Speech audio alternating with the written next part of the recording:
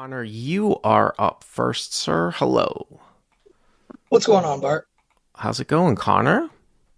Not too bad, not too bad. All right, so you got a hand for us here, Connor? Yes, we are playing 2-5-10 at the Shark Tank Poker Club in beautiful Columbus, Ohio. 2510 at Shark Club? Shark Tank Poker Club. All right, so 2510. What's the buying cap and stuff? It's a 1,000 cap with a 100% match. 1000 cap with a Well, 100% that's the match. original cap. Yeah, So that basically means like almost uncapped for the most part, pretty right? much. Yeah, yeah. Okay, okay. I'm just It gonna put pops off very okay. quickly as soon as the game starts. Okay. All right, so 1K with a full match. And how deep are you guys in this hand? This is a little bit early on, so I'm the effective stack at 1.8. All right, so 1.8K effective. Okay. So our villain raises under the gun +1 to 30. So under the gun +1 to 30. Okay, +1 to 30. And I am in the low jack with the Ace of Hearts, Jack of Spades, hmm and I decide to three bet this one to 90. So here are three bets to 90. It's probably better to three bet than to call. Again, you can have some calls the closer you are to the button, but low jack, you get a couple people behind you. I mean, some people would just say fold too, but I'm not going to get too far into that. It's probably pretty close, depending on how tight somebody is from opening from up front. But I do think that this is a profitable hand to be played at most games at a place called the Shark Tank in Ohio. So it folds all the way around, and then the villain calls. All right, so +1 calls and your heads up. $190 go into the flop. And what's the flop? Ace 9-7, all spades. Ace 9-7, all spades. Hero with ace jack with the jack of spades, right? hmm Okay. So the villain checks it to me, and I go half pot. I bet 90. So hero bets 90. So you kind of take an in-between sizing here. I mean, you could go probably not monotone boards probably aren't reflected that much with a large sizing. So again, like in theory, you can bet like a large range of hands here for probably 60 or 70. You kind of take an in-between sizing. It's a little bit subtle. Obviously, you've got top pair with the jack of spades. You also can get value from, higher. The only thing that I would say is that depending on how people don't really think about with this in terms of hand reading, depending on how someone constructs their defense range. Now, you only made it 3x. Unless he has ace king or ace queen off, he really shouldn't have an offsuit king or an offsuit queen. So that's assuming that he's going to fold king queen off and king jack off. So it's kind of interesting because you've got ace jack with the jack of spades. So the hands where he's completing with offsuit hands are usually going to be primarily going to be like ace king or ace queen, which you're behind to. So I could actually see sometimes checking back for those reasons here too, but I actually like a slightly smaller sizing to get called from, tens, tens with the spade, something like that. But it is, or maybe queens with the spade, but. And I should caveat that by saying I said offsuit. I mean, obviously he could have queens with the queen of spades or kings with the king of spades, but if he's not defending with king queen, he shouldn't have the king of spades or the queen of spades here as sort of a one card flush draw. So I have a reputation of three betting probably more on the light side, like I did in this hand. So I'm expecting the villain to be a little bit wider too. He knows this. So yeah, I'm hopeful that there's a lot of worse hands that he still has here. Pretty much any pocket pair that includes a spade that I'm hoping to get a call from also. But do you see what I'm saying? Like, does he defend with king queen off here? Pre? It'd be real close, I would think, with this specific villain. All But right, yeah, I think most people are not. I know I'm not continuing facing a three bet with king queen off. so you bet 90. Okay. hmm He calls, and then the turn is the king of spades. So +1 calls. And now the pot is 270, we'll call it. And the turn, 370. And the turn is the king of spades. hmm So now you have the second flush, right? You have the second nut flush. It's ace, nine, seven, king. All spades here with ace, jack, with the jack of spades.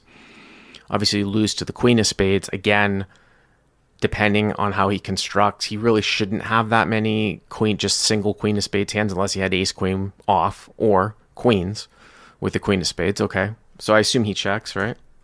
Yep. Okay. And I decide to check it back.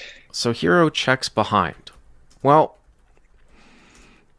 you holding the jack of spades here in your hand, I mean, here's the thing. You could probably go a couple of different ways with this, but if you think that you're only going to get one street, I suppose you could check this back here. And then if he checks on the river, it's obviously a slam dunk value bet. I'm going to throw one little thing out here a lot of people, I think, don't necessarily take into account here. Let's say that we're only going to get one street. I think a very common thing to do with like the second nuts on a board that's, four to a flush where anyone can have the nuts would be, oh, let's check it back and then I'll bet the river if he checks to me. Whereas I actually think you will get bluff caught more often on the turn by a number of different hands. So what I mean by that is that you're actually more likely to get your street now from a number of different inferior hands than you are to check back turn and then bet the river, because I'll play a little devil's advocate with you. Let's say he has ace king. Like I think if you bet 1/3 here on the turn, you'll get a call. Whereas if you check back the turn, then he checks the river, and then you bet, maybe once in a while you get a call on a 4 flush run out. But to more of an extent, though, I actually think smaller spades, like say he's got eights with a spade in it, I actually think you're more likely to bet 1/3 here and get called than you are to check behind and then bet the river and get called by eights with the eight of spades. That is specifically if you're trying to get one street.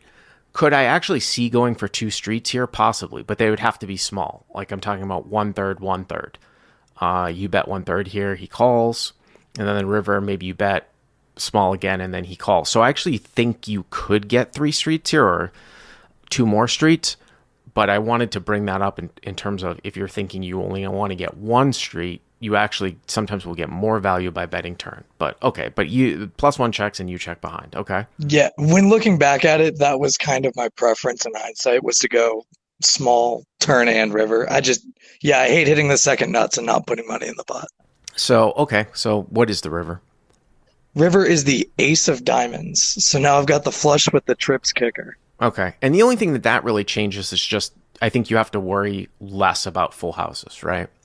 Mm-hmm. So it's good for you in the sense that it's obviously not improving your hand. It's just that if the board was some type of different board pair, you might get antsy about full houses some of the time. But now it's a little bit less likely, obviously, that he has ace 9 or ace king, right? Because you have an ace. Okay. So what does +1 do? The villain bets 90 into 370. Wow. So +1 bets 90 into 370. And my immediate thought is like, I wanted to get 1 street. I did not want to get 1 street for $90. I mean, yeah.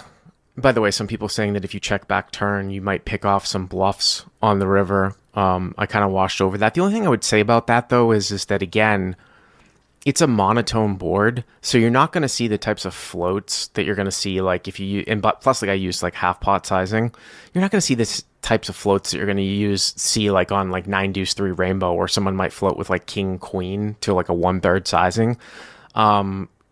It's hard for him, and I mean, obviously he can turn something into a bluff like 9-8 of hearts or something like that, but I would still concentrate on getting more value.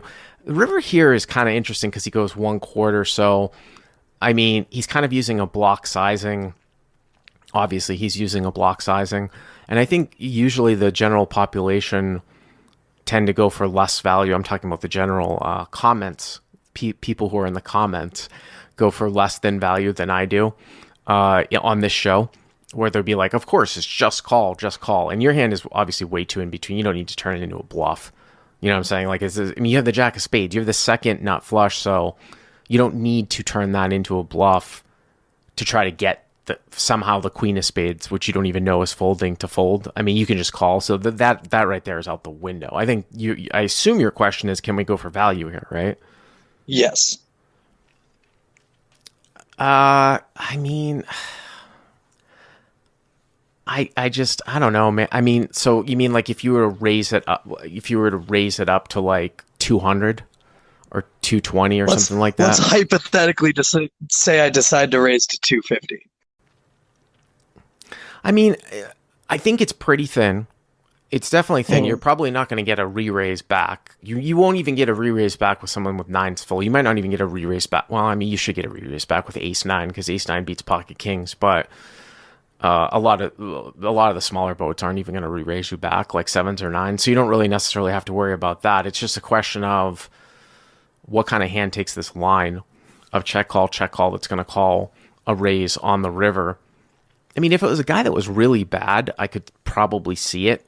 I don't know what kind of history you have with this guy. So I think more often than not, I would just call. But it's Okay. I could maybe get on board with a thin raise for value to keep it sort of in check. You know what I mean? I was thinking about combinations. I mean, the boats are the only thing I really have to be worried about, right? Like if you had the queen of spades, I would have heard about it with a bigger bet, right? Um, I Or don't. really, if I mean, a I mean, boat I don't in know. general. I don't know. I mean, if someone's got the queen of spades here and then they just turn the nuts and then they're like, oh, they're slow playing and then they don't really know what to do. And now the ace comes at the end and they block the river. I can kind of see that. I can kind of see that Okay. line. So what did you do? I did raise to 250. The villain tanked for a little while and called, Uh huh. and I flipped over my hand. It was good. Nice. So hero wins. Thin value. So, I mean, you have to assume that he has a spade here, right? Yeah, I mean, I think something like tens with the ten of spades makes the most sense to me. It's just kind of bizarre for him to just take that line and lead out on the river. You would think so, unless he's calling with like some ace that's not full and with no spade. Like ace queen, no spade. But I mean, he'd have to be really, really bad in order to do that. That's why it's not just like, well, am I trying to raise and get him to call with the 10? It's like, does the 10 or the 9 of spades actually play it this way? That's why I kind of want to call on the river. But I think in this particular case, you don't really have to worry about getting bet 3-bet all that much. So like I said, depending on the skill level of my opponent, maybe you can talk me into it, but I probably would do more just calling.